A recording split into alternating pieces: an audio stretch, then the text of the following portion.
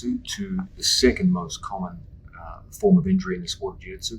These are the use of the submission holds, which are the entire basis of our sport. Right off the bat, some good news and bad news. The good news is the injuries that you will see from submission holds will never even approach the severity that you see from falling body weight. The bad news is because they're such a common part of the sport, they occur much more commonly than do falling body weight injuries. So the general rule of thumb is injuries from falling body weight are typically far more severe, but also relatively rare because most jiu-jitsuers perform down on the ground. With regards joint injuries from the various submission holds of the sport, they're relatively common, but far less severe. As a general rule, the submission holds of jiu-jitsu have tremendous potential for damage. You can, if you were motivated to do so, severely injure someone with the submission holds or even kill them with strangleholds. But this would require deliberate intent. It's difficult to accidentally severely injure someone with submission holds. It basically means you wanted to hurt them. And if you're training with people who want to hurt you, you've clearly chosen the wrong training environments.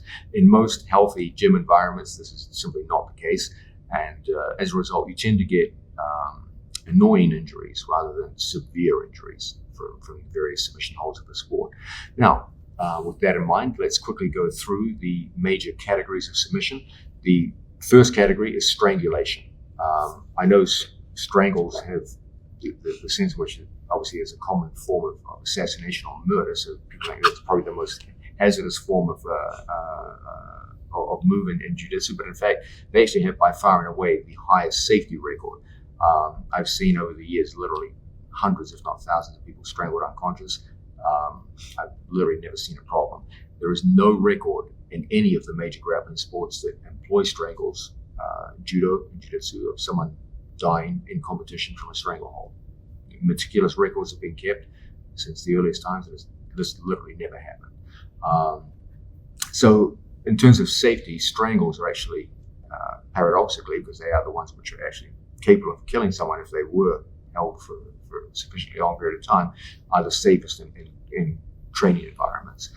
Where most of the problems come from are joint locks. And let's quickly understand that there are two major forms of joint locks. There are linear joint locks, say for example, a Jujigatami armbar, which takes the limb in a straightened direction, like so, and operates with a very simple lever and fulcrum. And there are twisting locks. So for example, Kimura or omoplata, or any form where a joint is taken in a circular pattern like so.